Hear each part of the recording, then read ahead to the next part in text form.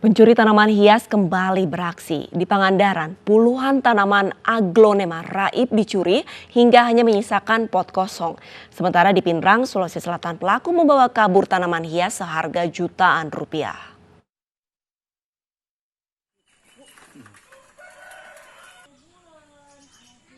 Hingga kini tanaman hias di perumahan masih menjadi sasaran pencurian.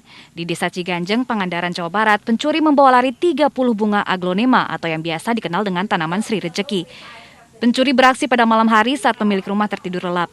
Pada pagi hari, ketika hendak menyiram tanaman, pemilik terkejut karena menemukan pot yang telah kosong. Tadi malam. Tadi malam. Sempat ada yang dicurigai nggak, Pak? Ya ada, tapi nggak tahu gitu.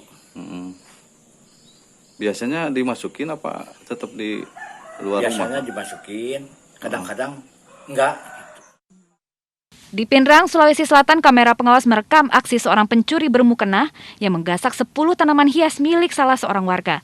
Akibatnya pemilik rugi hingga 3 juta rupiah lebih.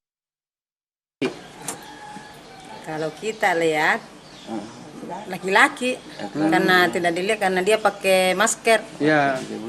Kalau kerudungnya itu entah terlalu turun di bawah baru dia pakai masker ya kita tidak lihat.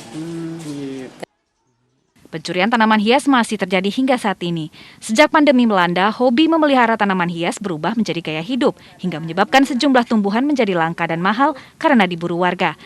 Tingginya harga tanaman-tanaman hias tersebut menjadi sasaran aksi pencurian. Dari Pangandaran dan Pinrang, Irfan Ramandiansyah, Ihsan Ansari, iNews melaporkan. Ya, pemirsa, untuk menutupi sosok mereka, dua pencuri telepon genggam di Serdang Bedagai, Sumatera Utara memakai mukena. Mereka menghindari terekam kamera pengawas.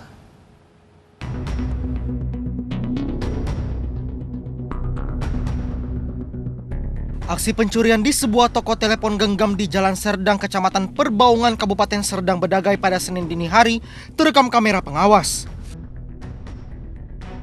Dua pelaku mengenakan mukena masuk ke dalam toko dan dengan santai mengambil satu persatu telepon genggam yang terletak di etalase. Diketahui keduanya masuk ke dalam toko dengan mencongkel jendela dan merusak pintu sliding besi. Bahkan mukena yang dipakai pelaku untuk menyamarkan identitas didapat dari salah satu ruang toko.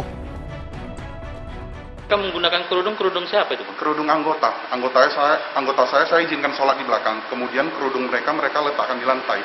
Pada saat dari lantai 2 turun ke bawah itu, mereka nampak kerudung itu, jadi diambil mereka. Kini pihak kepolisian sedang mempelajari rekaman CCTV dan olah tempat kejadian perkara. Diharapkan dalam waktu dekat, kasus ini akan segera terungkap. Beberapa macam handphone dari beberapa jenis juga, ya, jadi cukup banyak juga memang yang diambil. Dan dari rekaman CCTV saat ini kita sedang pelajari. Atas kejadian pencurian ini, pemilik toko mengaku mengalami kerugian 200 juta rupiah. Dari Serdang Bedagai, Sumatera Utara, Wahyu Rustandi, iNews melaporkan.